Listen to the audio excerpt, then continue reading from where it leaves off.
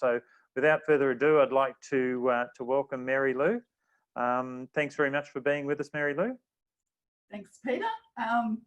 Also, I did leave Melbourne Girls Grammar in January, so no longer there, but did have a very long and thoroughly enjoyable 10 years at the school. And for those that are unaware, Melbourne Girls Grammar underwent an incredible transformation over the period of approximately 10 years.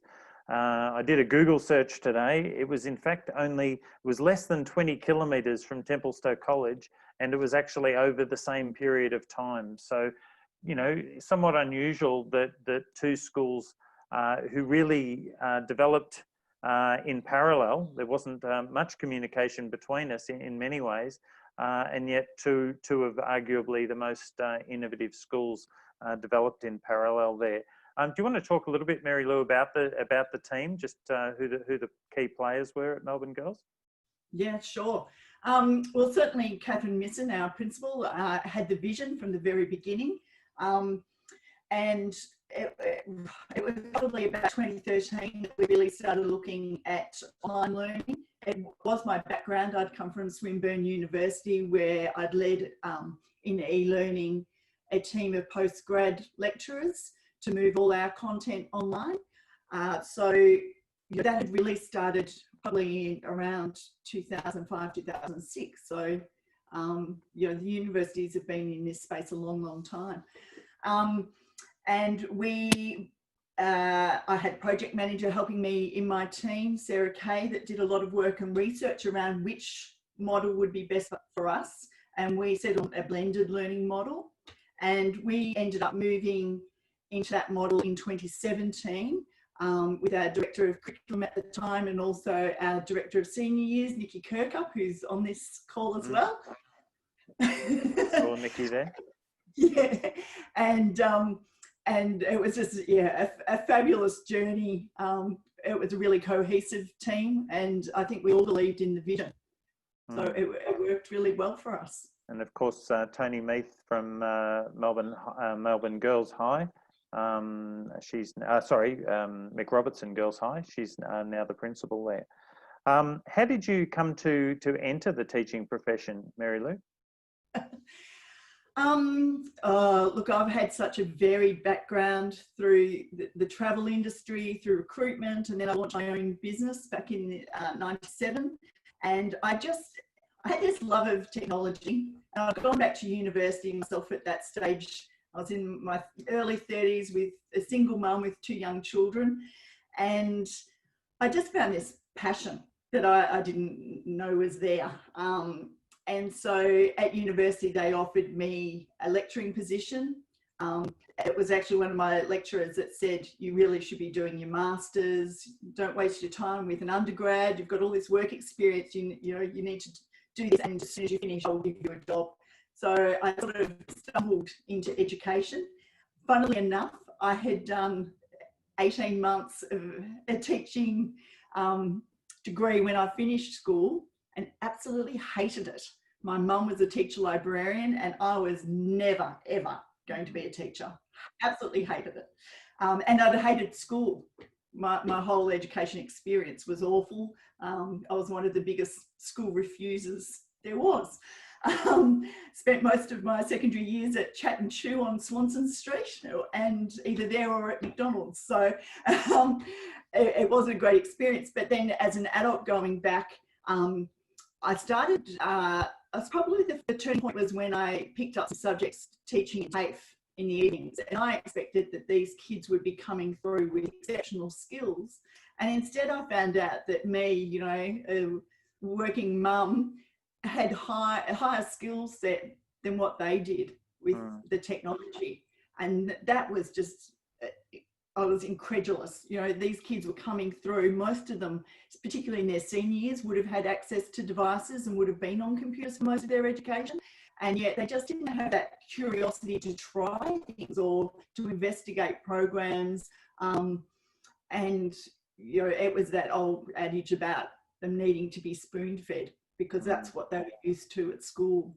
And so that was the turning point. It happened to coincide with Catherine advertising for the first e-learning director in a secondary setting in Australia.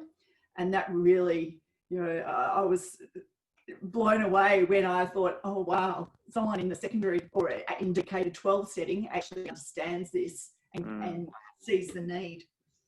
Not that it's a requirement, obviously, to have hated school yourself, but do you think that can sometimes lead you to become a better educator? Yeah, absolutely. You know, I'm passionate about, you know, I think the learning and most of the teaching that I do is of adults. It always has been, and in a school setting, it's mainly with the adults. But no matter whether it's with the adults or the students, it's about student engagement. So that's always been an area, and having that background in online learning, that's, you know, that's where the skill of engagement shines, I suppose. That's what it's all about, as you're finding out doing remote learning now. And I think engagement and, you know, in particular well-being have been the real beneficiaries in terms of raising them up the stakes, haven't they, in this remote learning environment? When you contacted Mary Lou, there was a significant list of innovations that had taken place at Melbourne Girls. Without bombarding us, but just running through some of those, what did make Melbourne Girls a unique environment, you know, during that 10 years? I think it really was the focus on the whole child. We really put the student at the centre of everything we did.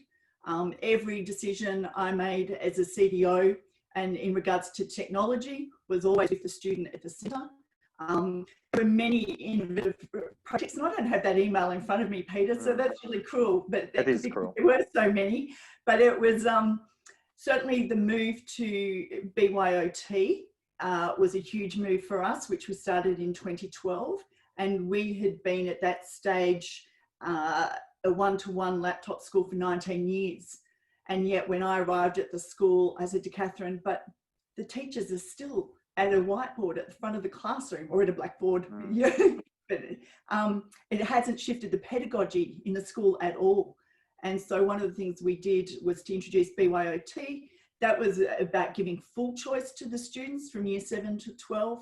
It was also about taking that control away from the teachers. And that really shifted the game. It was really important. It was also important for the students to give them control. So it was giving them their own devices.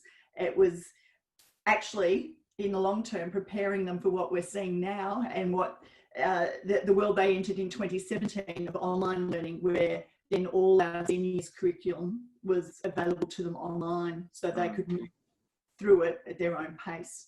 Now, I know that you're up for a good stoush, and so we're going to try and have one today. Your first point was that that all the decision making was centered around the students. Now, I imagine that most of the educators online would be going, hang on, we do exactly the same way. It's got to have been more than that. Okay, I do believe it was more than that. Oh, look, I think I see a lot of decisions in schools being impacted by parents. And I read an article just yesterday saying, you know, in the online paradigm that we're seeing, or remote learning, it's the parents pushing back in this experience, because it's not what they've ever lived through, and it's certainly not how they imagine schooling. And I, you know, am a big believer in, you know, it's the student voice we have to listen to. And even in schools, you know, some of our changes we would have pushback certainly from the senior end of the school, the parent community, but you had to keep reminding yourself they're actually not the future. We need to be listening to the parents in our ELC and our K-4, because that's what we need to be preparing for. Do you think it's also around our sort of worldview on what capacity young people have? Yes, and certainly Catherine was a huge believer in our students. One of the first things she did was she brought over our year 5 and 6s to junior school campus, built them a purpose-built campus on the senior school site. And that was about, you know, we all know girls are maturing so much earlier. It was about to really introduce some rigour into their curriculum, and in fact she pretty much we dropped the curriculum from year 7 down to year 5 at that point, because she really believed the girls would rise to the occasion, and that they did. And in the long term, again, that was all about preparing those same girls that came over in year 5 to the senior campus. It was preparing them to enter year 9 in 2017, where they would enter an online blended learning model. And she also gave them, am I right, and gave them access to subject specialists down at that age group? Absolutely. From prep, they had, you know, their own science lab and access to a science teacher. And certainly once they came to year 5 and 6, they had access to all the same specialist teachers that you would normally at year 7, 8 through to 12. So I always loved that we had our head of science, who was a VCE specialist, actually teaching year 5 and 6 girls. There's that old saying, we only value what we measure. Question from Adrian DePrato. How did Melbourne Girls measure student growth and achievement? Oh, Adriana, that probably wasn't really my field. That would probably be a better question for Nikki or Chris. And it's certainly, you know, from my point of view, I always said, oh, there's a PhD in this. I would have loved to have actually measured it myself. But really, yeah, I wasn't working with the students on a day-to-day basis. I don't know whether Nikki would like to jump in. Yeah, I'm happy to contribute, Peter. Yep, go for it, Nikki. Okay, so just to clarify as well. Hang on. Can you hear me? I can. Okay, cool. So just for everybody's benefit as well, I am no longer at Melbourne Girls, but was up until January. So just to give that context, but I was head of senior school through until till January, but also worked as director of middle school as well, and brought the students through who were the inaugural students in the year 9 senior years program from middle school. So I was with them for a period of 5 years. And one of the things that I can say was that we looked at student growth beyond the data that was looking at just academic, but actually holistic growth as well. And part of that was to, as probably some of you know, to work with one-to-one wellbeing coaching for our students. And what we developed with our wellbeing coaches was a model of coaching for adolescents, which was bespoke to Melbourne Girls Grammar, and then to look at the ways in which we could measure the growth in 5 areas, which was their wellbeing wheel, which they themselves collaborated with the students to create. And at each session, the girls would check in with their wellbeing coach and report back on different measures of how they felt that they had progressed, whether that be their own goals or targets. And so what we really focused on was measuring the students through their own narrative and through their own language. And then beyond that, when they moved through into year 10 and year 11, we actually engaged with a data tracking program, which allowed the girls to actually then set their own targets within that and start to consider that sort of synergy of the blend of the pastoral, the wellbeing, and also the academic, and where the two were meeting, which was really sort of amazing to see, because what we noticed is when their wellbeing measures were dropping, so too did their academic levels as well. And to get them to understand that narrative themselves was so much more powerful than us measuring the data around them and making decisions on their behalf. So to go back to the question you asked before, Peter, you know, was it really centered around the students? Absolutely. Their voice was in it throughout every measure you could imagine, because that's the only way that we could ensure that they were empowered and, you know, they could foster that sense of self-efficacy themselves. So hopefully that gives a tiny flavor just off the cuff. And especially that journey around the data tracking, I was involved in that because we had many failures trying to get that right. We kept saying, schools, we collect so much data. We were very focused on the holistic picture. We knew we already collected attendance data, fitness data, and it was had the well-being piece was the piece we were really missing in schools. And so we worked really hard. One of our greatest failures, which I've actually heard a couple of people mention in the last few weeks with remote learning, was how do we collect that data, and people looking at building solutions. Well, Chris McNamara and I worked on an app. It was something we had seen being used with the AFL, and we ran trials. It was hugely successful, where girls would check in twice a week ranking themselves on their sleep patterns, their stress levels, nutrition, etc. Really, really simple to use. And that data would then flag to a wellbeing coach. And so they could track the students. But of course, the students weren't that compliant. They didn't feel they got anything in return for doing that. And it fell away very quickly. And so we just wrapped it up and moved on. It's funny, isn't it, how some of those ideas, they're so great on paper. And if students would just play the game, Yeah. you know, it'd be great. I know we went through a very similar thing. I'm not sure about your experience, but with individualized learning plans, you know, like it was based around the kids' favorite topic themselves. And, you know, we thought they'd be so enthusiastic about, you know, filling out these details and doing strength analyses and things like that. And really, you know, they just didn't, it's not that they didn't see the point, but they were having so much fun in the subjects that they'd elected, to then spend time documenting just wasn't their highest priority. Did you have any sort of similar experiences? Look, the wellbeing one was probably the biggest, the biggest failure we had, but we learned a lot from it, and then ended up working with a product that was, well, truly tried and tested. And we thought, why reinvent the wheel? We worked a lot with them to customize it, I suppose, to our context. But you know, there's so many different products out there now that can just collect the data and spit it out as beautiful graphs. I suppose our focus with that was that we wanted, and a lot of them couldn't accommodate us because, say, a product like Power BI that a lot of schools are using, to actually give a student a license to access that is very expensive. We're giving it to every student. And because of our student-centered approach, we would have had to have licensed every student so they could access it, because we wanted them to drive the data and to have live access to it. So that was really hard to achieve, really. Were you using Schoolbox to work with the ILPs? Yes. Yeah. The other one that I suppose didn't go that well for us was around e-portfolios, which was a similar idea, where the girls could talk about themselves. They'd have their reading list that they would keep track of and highlight any pieces of work that they were extremely proud of. They could add a little trophy to it so it would appear automatically in their e-portfolio, and they just, yeah.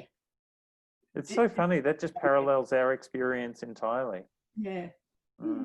Nikki, I do see you at the top of the screen, and if there's anything that you really want to jump in, you just give me a wave and we'll do that. Dave.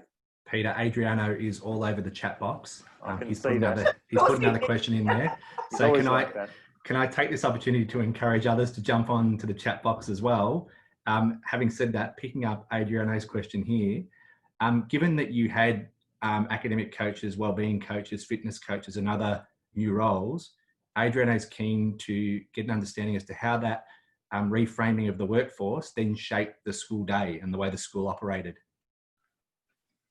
I don't know whether the new roles changed the shape of the day. It was really the student experience that changed the shape of the day. And it was, so for those of you that don't know, we tried to abolish the timetable, really, is what we were trying to achieve. We wanted the girls to actually build the shape of their own days and take control of that. So we said the school day is actually, really for us, was 6 a.m. till 6 p.m. At 6 a.m. they could have been doing sport or down on the river rowing. And then right through to 6 o'clock, we had most of our facilities open through to that time. And so it was about giving them control and access to a lot of opportunities during that time to actually shape their own day. So they would make appointments with their wellbeing coach and their fitness coach throughout the day, because they were no longer timed in to attend classes in every block of time throughout the week. Mary Lou, I suppose my question was more around how you reframe the shape of the day. I think that's the heart of my question. Right. Access those services, because basically Melbourne Girls Grammar threw out the model of the timetable as we once knew it, and reimagine that with this notion of available periods, which was a concept that they introduced to allow that kind of flexibility for them to then access those various services and people to further support their growth. Yeah, look, I think that was sort of almost born out of giving them an experience that would really reflect what they were going to experience post Melbourne Girls Grammar at university. And there was also a big focus on that. You know, here we are, our job is to prepare students for the future. And in our context, it was university for most of them. And so, you know, online learning, giving them control of their day, giving them experiences like that were more peer-to-peer learning in the learning commons, and then drop-in sessions where they could access a teacher and their content, the content experts, as we'd call them, in a classroom during the week.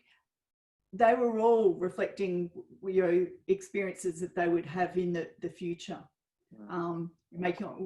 Even having control of their calendars to make one-on-one appointments and knowing that they could contact teachers that way.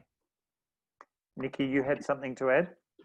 Yeah, so I can jump onto what Mary Lou said, because like I said, we worked so closely together that essentially what we'd understood was that having looked at the students' subject choices over a long period of time, traditionally in the move to year 9, they had 7 study lines or blocks, whichever way you want to frame it up. And that 7th study line was notoriously the one that they would drop like a hotcake the moment that they had access to. And so it became a bit of a time filler. And Catherine was bold enough to make the argument that actually very often in schools we confine students to classrooms because we feel the need to keep them in a timetable and a schedule, because what would you do with them otherwise? And she took that stance, which was essentially, if you build the skills in the students to be flexible with time and space and for them to make their own decisions around how they frame up their day, as we called it, the shape of the day, you can actually remove things which essentially were cluttering up with content, the timetable, and not permitting that schedule, if you like.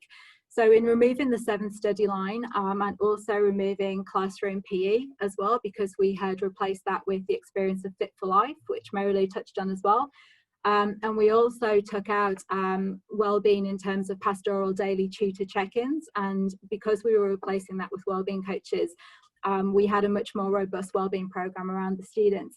So what that actually gave you, in essence, was 17 periods over a 2-week cycle, which we called independent learning time, which you can imagine that the parents looked at in horror to think, wow, you know, my child has 17 periods a cycle where they're on Netflix, of course, that's what else would they do? And so it was a huge amount of work for us to reframe that narrative, as you say, Adriano, because what we had to do was to establish some guidelines and frameworks which supported the students to make those choices, because they weren't going to do it without that framework necessarily. So on a daily basis, a student would have the option to choose to, perhaps if they had an ILT, as we called it, period 1, they could choose to check in with their wellbeing coach, and they would schedule those appointments themselves through Outlook. They took the ownership for that. Of course, it was monitored and it was checked upon. But because we had a schedule of Fit for Life as well, which was open for students from 9 through 12 and also staff too, they could choose what physical exercise they wanted to do at any point in the day, which fit their schedule.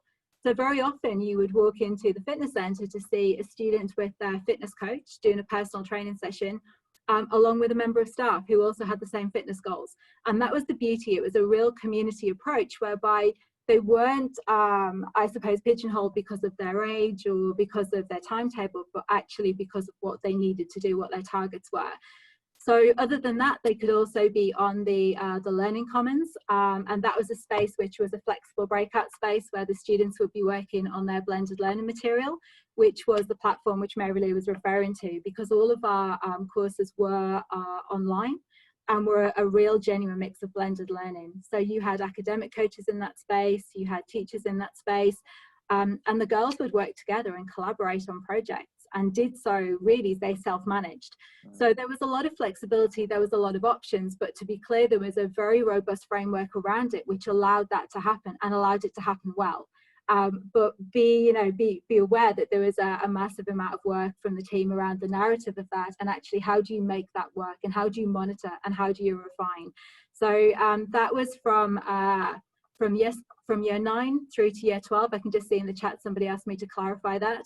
And the things that we removed were classroom PE, which was replaced by Fit for Life, and pastoral tutor time was replaced by wellbeing time 3 times a week, and one-to-one check-ins with their wellbeing coach in a way that suited the student. That was really up to them how that worked. The other thing was the equal time was given to all subjects. So traditionally there'd be more time given to maths and English. And so you had students that might be really passionate about art or drama, but yet they never had the same time to invest in their passion area. So that was all changed, and it was equal time across the timetable, which was fantastic. It's amazing, developed independently, but some of the very same things, you know, making everything the same unit of time means that you don't get those clashes happening. That's right. Yeah. As a sort of a technology specialist, Mary Lou, why do you think tech, until this time, why hasn't tech delivered the benefits that we'd all sort of been hoping for the last 10 years? Look, I think there's been far too much time and money wasted probably on the gadgets and not on the big picture. You know, I think investing in technology is, you know, well, when I reflect now on digital transformation, I very much think digital transformation is actually about the people. It's not about the technology, it's about the people in the organisation. And so it's also about change management, and it really has to be driven from the top down. So just bringing in little gadgets here and there and small projects that don't really impact. As I said, you know, a one-to-one notebook school for 19 years, but yet nothing had shifted. The girls were just taking notes in Word, sitting in classes. In every class I'd walk past, they were just with Word open taking notes, and the teachers were just using PowerPoint. So it was really, you know, BYOT was part of that shift, so that the teachers no longer had control. The girls were starting to use, they then had the freedom to explore and to deliver their assessment tasks or whatever format of work they were doing. They could choose the software that they wanted to share back to the teacher, and they learnt from each other. So that's where we actually started seeing the first peer-to-peer learning really take off. And it happened sort of, what I really noticed was in year 5 and 6, in those first years when we brought those girls over to campus, and just the way they use their devices, and the teachers saw them using those devices, and then they'd run little workshops at lunchtime for groups of students, teaching them how to use Prezi, for instance. Then we all got very sick of Prezi very quickly and moved on. But you know, that really did change. So I think the focus needs to be on the big picture and the long term. When you're developing, the technology should be just part and parcel of your strategy, and it's about looking at how you can do more with less. You know, technology is a tool to solve the problems and support the school's agenda. So Mary Lou, one of our schools, Warana Park, it's an incredibly innovative primary school, and they do BYOT, bring your own technology, for those that are unfamiliar with that acronym. And they, because it's a underprivileged area, they actually have a lot of business people donating phones, you know, their old phones, so that students can actually have a device. If you were you know, head of technology in a school that didn't have the sort of resources perhaps that Melbourne Girls had, what would you spend your money on? What would be your first sort of 1 or 2 purchases? Well, I certainly wouldn't be banning devices. I've been very vocal about that online. You know, devices are part of their futures and they're not going away. So it's all about educating kids, and it's about that self-regulation, self-management that we need to teach them from a very young age, because there is no escaping it. So, you know, I would have no problem with them having, whether it's donated mobile phones, whatever they can get their hands on, they need to experience it.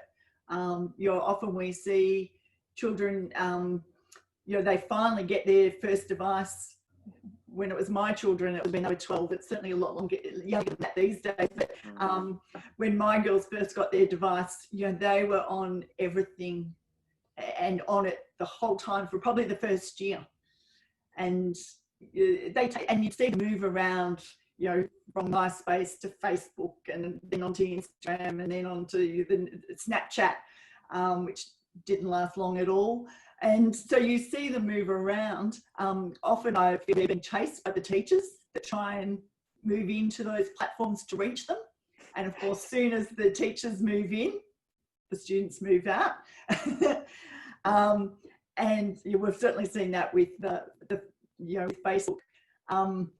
So yeah, look, my focus is on educating them, and it's all about educating them for the future, and devices are part of their future. So it's just a given.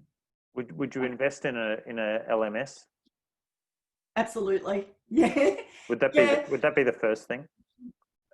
Probably for me, yeah. Look, I think that was another game changer for us. Obviously, we knew that we were heading down the path of online learning, so we had to invest in an LMS, and it had to be a good one. It was also about bringing the parents on that journey with us, and so having an LMS that was also a portal, or what schools tend to refer to as a parent portal. Often they're separate products, but I like to have one entry point for everyone in the school. So it's one platform, one login, one password for everyone, every individual, and just trying to keep the whole infrastructure simple and easy to navigate for people is paramount, particularly in the early years.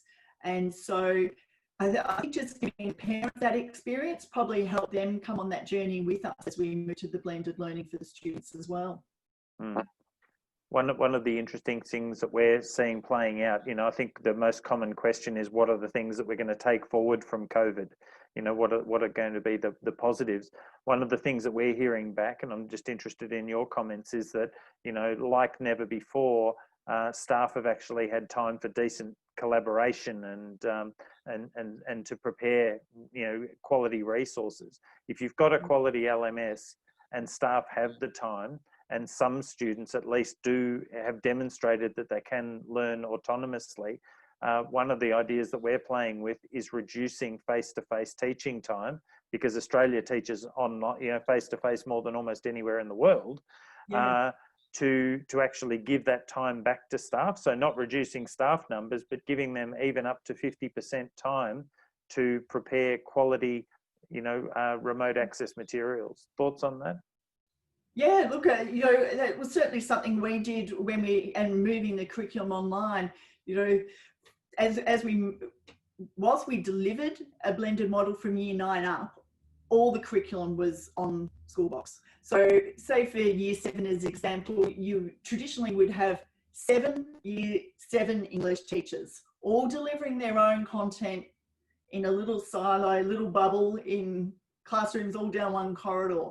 So what we did was we pulled those people, well, we asked them to nominate those in, say, their faculty across the year level who would lead the development of the curriculum, and they would have time to work together. But ultimately it was one person that actually was trained and supported by, we had an instructional designer on staff that worked with me, and we ended up training about 30 staff as instructional designers so that they could lead this. And obviously very different to remote learning now. We were working on this for, you know, almost 8 years. So time on our side and time to learn and adjust and respond along the way as well. But certainly as far as the teachers go, yeah, why would you have 7 teachers all building the same content on an LMS? Consolidate it, have one person doing it. You might have someone else that takes charge of assessment, someone else that might be monitoring the chat each evening. You know, might not come to school during the day, but actually work from 4 o'clock till 6 o'clock each day as an online support. There's so many different opportunities here. Just reading today too, the plans for returning to school and what the school day will look like. And, Daniel Andrews saying that, you know, obviously we'll have to have staggered starts. Well, I'm thinking, oh my God, how do the schools adjust to that? Because a lot of them will be fixated on our school day starts at 8:30 and this is our timetable. Well, maybe this is the opportunity to throw that out the window and let's start again. That sort of collaborative approach really is changing the fundamental roles of teacher, isn't it?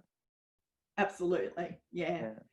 And look, I'm always one to, it's probably a bit of my marketing background, but I always like to find the niche markets. And I've also put out on LinkedIn and elsewhere that, you know, I think there's huge potential for teachers that want to retrain, do just a little bit of extra training in instructional design or learning design. There's huge potential because that is the way of the future. One of the things I've heard you say, both online and over the phone, is this shattering the paradigm of control. Yes. Yeah. Do you want to just talk a little bit about like how technology did that that you've seen? Well, certainly for the teachers, as I said, it was that taking away the control in the classroom through the device and then managing the devices and the software that students used. It was also about giving them the opportunity to move around the classroom and not tether them to the front of the front of the classroom and the screen. So we use Vivi to do that. There was always a tendency, as Nikki will attest for the teachers, we would, at a school break, I remember one year we came in and went through all the classrooms and positioned them all in little groups. And we had some new furniture to enable that. And then was devastated to see teachers, you know, you'd walk down a week later and they'd all be back in rows again. But certainly for the, probably the newer staff really enjoyed that.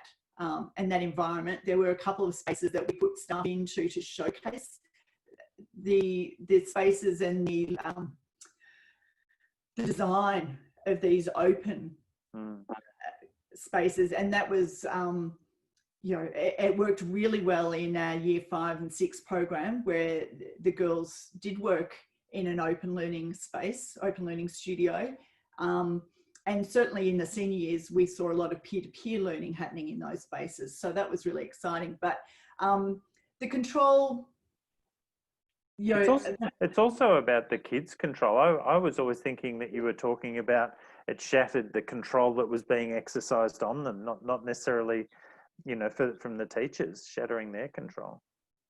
Yeah, it was definitely shattering the teacher's control as well. But for the student, it was about control and choice. And that was really important, that they felt they had control of their learning. Because if you want someone to invest in themselves and in their futures, they have to feel as though they're in control. It was empowering them. It's interesting, the model or the learning paradigm, if you will, at Templestowe College was called the take control model, which was, you know, referring to the students. I'm just wondering if either Nikki or yourself have any comments about what you saw when these young people went on to their next stage, whether that be university, their own business, or employment. Did they continue to exercise that control? Because I've got to say, for a number of our kids, they did, but a number also just reverted back. And when they found themselves at uni, ended up being done too. Yes, yeah. And look, I've been speaking the last 12 months or more to the university audiences at conferences saying exactly that. Our students, you've got to understand what they've experienced at school, and they're going to be bored if you just throw a lecture at them for, you know, a 3-hour lecture. It's not going to work. So there's lots of work to be done there too. The unfortunate thing for us is that you can't actually track students once they leave the environment. It's up to them whether they leave their email addresses, and we had a careers advisor that would try and keep in contact, but often that is really hard. There's no government reporting back. I have heard in other countries that you do get feedback from the government as to where students were placed and what they've gone on to do and achieve, but there's no mandated reporting here, which makes it difficult. In the state system, there actually is follow-up with where they go. I don't necessarily think it's the most useful, just an idea just to put out to the community. What we did is we actually, because we're very into paying our students, like employing our students, so much so that we employed 10% of the whole student body. So that was more than 110 students to help run the school. But we employed a whole lot of kids that were really savvy on social media through the various platforms to track down the kids. So what the government couldn't do, kids could, and they would track down those students and find out, you know, how they were going, what you know, if they were in a course, whether they were happy, any reflections that they had. So there's an idea of using kid power to track them down. Nikki, I'm not sure if you've got a comment that you'd like to make in terms of, you know, how the students fared when they left MGGS. Yeah, and look, I think the interesting thing for that will be that the data that we're going to see over the next year and a bit will be fantastic, because those students who are currently in Year 12 at Melbourne Girls, they were the first students through the Year 9 model. They were also some of the first students through the Year 5 and 6 model that we've talked about, which was also part of Catherine's vision to bring that through. They had a number of first, Peter, if I'm honest. And what I can say is that the amount of control that they had to take on a daily basis, just around shaping their sort of content and, you know, their day-to-day experience, was phenomenal. And what I would say about that particular group of students, they were the students that I inherited as my first Year 7 group when I came to the school. And I remember that we were told at the time by some staff that they were unteachable. And this was my first challenge, that I had to bring them in line. And if I tell you, you know, coming from a long time ago schools in the north of England, in the old coalfield areas, I can tell you these kids were not unteachable. So the point was that this was a cohort of really quite, you know, they didn't like traditional methods, and they were very clear that, you know, they wanted to take control. So they were great as a cohort to take through. But when you watch them on a daily basis and watch the decisions that they made and the way that they took control of their own well-being, for example, one thing that I would give you is an anecdotal piece that I still think of now. We had a number of girls when they got to Year 10, and they were really concerned, as girls often do, get around body image at that period in time. Yeah. And they were a little bit sick and tired of previous approaches where they'd had, you know, wellbeing speakers come in and lecture to them and tell them what to do. And they felt that they needed to take control of that situation. So they approached the wellbeing coaches and asked, could they do some research themselves? Could they invite a nutritionist to work with them? Long story short, they collaborated over a number of weeks to create their own program, which they then co-delivered with the wellbeing coaches to their cohort and provided follow-up activities. And the stimulus behind that was that a group of 4 girls were really, really concerned about a couple of friends of theirs who they'd noticed had dramatic weight loss. And if I tell you, you know, the impact that had on the cohort, and then cohorts that followed who actually followed suit with that, it was a really impressive piece of control taken, if you ask me, because it's in an area where, you know, it's very difficult to get right with teenage girls, that body image piece. And so for them to actually take control, it worked a treat. The other part that I think that you'll see, obviously, other than, you know, the control that they would take on a daily basis, was around their own behaviours, because those independent learning times in the learning commons, we had 4 learning commons, and they weren't managed by staff, they were managed by students themselves. And so they got to the point where if somebody was distracting and someone was displaying those behaviours that just weren't aligned with their values in that space, because they designed the rules, they would self-manage that, and not in a mean, malicious way, in a really compassionate way, which understood that this is not conducive to a good learning environment.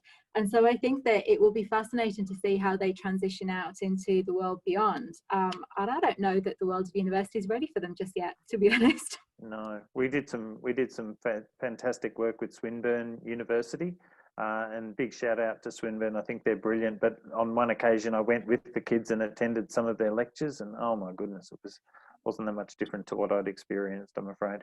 Yeah. I'm really pleased also, Nikki, that I've got you using the term take control, so that's a bonus. Thank you. No worries. Mary Lou, one of my favourite questions, and we're sort of out of time, but I have to ask this. Artificial intelligence, right, or machine intelligence.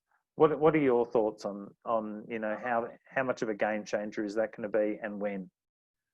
funny you should ask that. This isn't set up at all either, but this is the book I've just finished reading.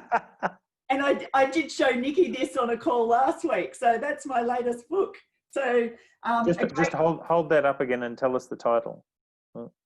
Should Robots Replace Teachers? Neil Selwyn. There you go. Yeah. I hope it's on Audible.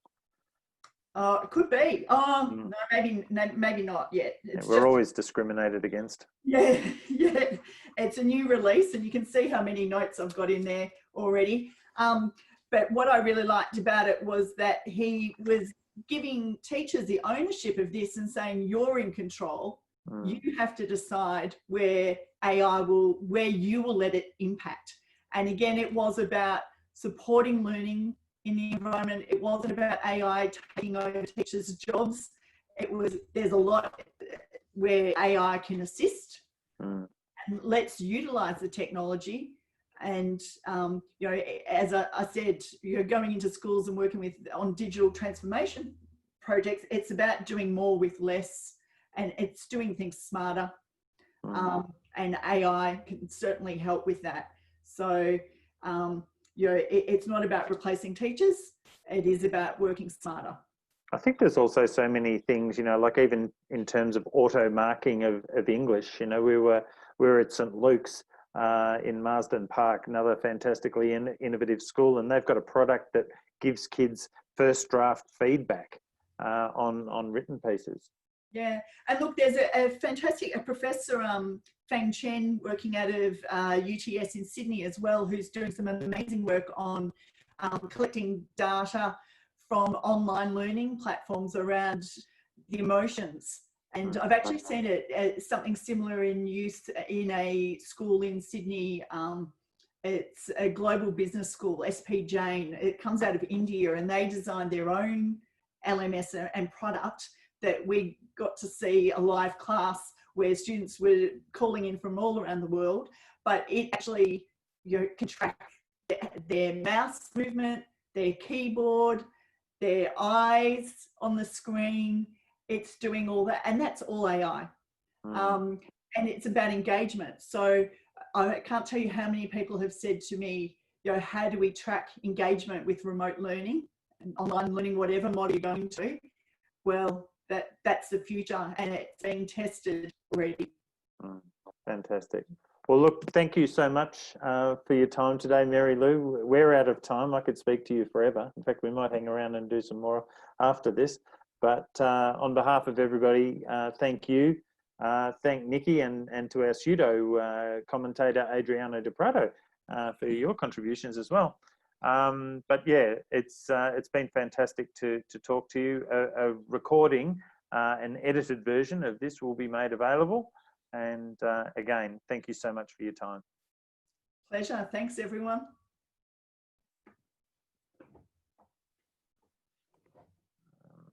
Yeah, thank you so much for that, Mary Lou.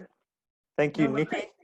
Yeah, that was great having you there, Nikki. Thank you. Yeah, how cool was that? That was okay. I didn't want to jump on and ruin your thunder, Mary Lou. Hopefully, no, that was fantastic. Good to work with you again. Exactly, we're a good team. I've only got my little thumbnails up, and I was looking for it, and I saw Nick, and I've just jumped on Nick, and I've gone, hang on, that's not you. Had to come out again. Do you want me to stop recording here, Pete? No, because sometimes the only reason for that is on a number of these calls we've had, just in the wash up after it, we've had these like great little nuggets that we can make, what we found is that like sometimes 30-second grabs are the best way to go. Yeah. So no, I think that's fantastic. So Mary Lou, I've already jumped online and ordered my copy of Should Robots Replace Teachers? Well done, Jen. Yeah, love this area. I can get totally geeked out and nerdy talking about all of VR and AI and love it all. Yeah, look, it is a really exciting field, and I love seeing what this professor, I've seen her speak a few times actually, and she's absolutely brilliant. She does a lot of work with Dell as well, so you may see her around because they trot her out at different things, and it's just fascinating. But she's up against it with privacy is a real issue. And it's like the schools that were all trialing the, not admissions, attendance systems that were automated with face tracking. Now, you know, I'd hear people talking about that and certainly taking them out of schools because of the media attention. But if you delve a bit further, you find out most of those systems don't actually retain the image. They scan the image, it's a recognition, and it's marked, and then the image is gone. We had the same issue at Melbourne Girls Grammar with the visitor management system we had, and it took everyone's photo to spit out a photo on their badges that they had to wear to enter the school grounds. And we had a casual, I don't think she was, she might have been a CRT or a specialist that would visit our junior school.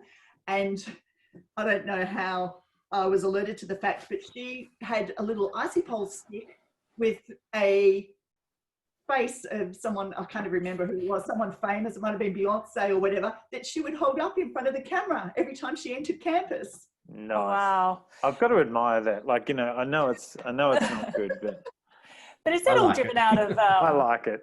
You know, you look at the cohort at the moment, or the demographic making all these decisions around where we're going to integrate AI or any sort of technology. And the reality is most of us are not digital natives. And we're just on the cusp of this, probably this first cohort that are going to be entering our workplace of digital natives, and maybe don't carry that same level of fear as what we do. Yeah. And look, you know, Zoom was the other one in recent times, and all the security concerns. And I heard schools like saying, we've moved from Zoom overnight to we're now trying to launch this. And I was like, why? Your school had it. It's been set up by IT. What that was a backlash against was organisations, and probably educators as well, just going off and independently downloading Zoom and setting it up as a platform without going into the settings. But you know, the settings aren't actually that hard to set up. And for someone in IT, and when it's been pushed out by a school or an enterprise, it's Tech 101. Like, it's so, you know, but it was this panic. And of course, the IT managers were under pressure from principals and boards that were saying, you can't be using Zoom. So, ridiculous. But anyway. We had a great chat a couple of weeks ago with a gentleman from India, and part of his talk was where he showed us some slides, again, using robots in the front of the classes that he'd been part of. Peter, you might be able to remember a little bit more. I'm doing this off the cuff, but I'll look it up, some of the conversation we had with him, and forward that across to you. Oh, good. Because he was, certainly interesting. There's a computer program that's been rolled out in China and Pakistan. You know, huge numbers, but and I've downloaded a number of the slides, which I'm happy to share with anyone. But the interesting thing is, it's the final, like, this is the promotional video for it. The final thing is, it says once it's established, you can even cut down on your tuition costs. And I've just gone, okay, right. So now I see. You know, so it's still front of point delivery. It's not individualized, because the kids don't, you know, all have their own machines. They've got, you know, clickers for yes, no. So it's not great in terms of individualization. Like, if you're not up to speed, you're still stuffed, you know, whereas if you're on, you know, BYOT, you'd be fine. Yeah. But it was just interesting that, you know, and they're selling into the private school market, particularly in those areas, but quite clearly they're heading down the pathway of teacher replacement. Yes. Yeah. Well, certainly this system that I saw out of India, there was, you could imagine them doing that too. They're so sophisticated. But, you know, no matter the platform, and certainly, you know, back in the early 2000s at Swinburne, moving lecturers online, it was always about that human connection. You know, we keep saying that, you know, students crave connections, not content. And with my lecturers, I would always say, if you can't visit or see a student face to face, and back then we used Skype mostly, and if they weren't able to use that, just pick up the phone and have a conversation. Give them half an hour just to find out their situation at home or wherever they are, what they're doing for work, and make that human connection before you launch into online learning with them.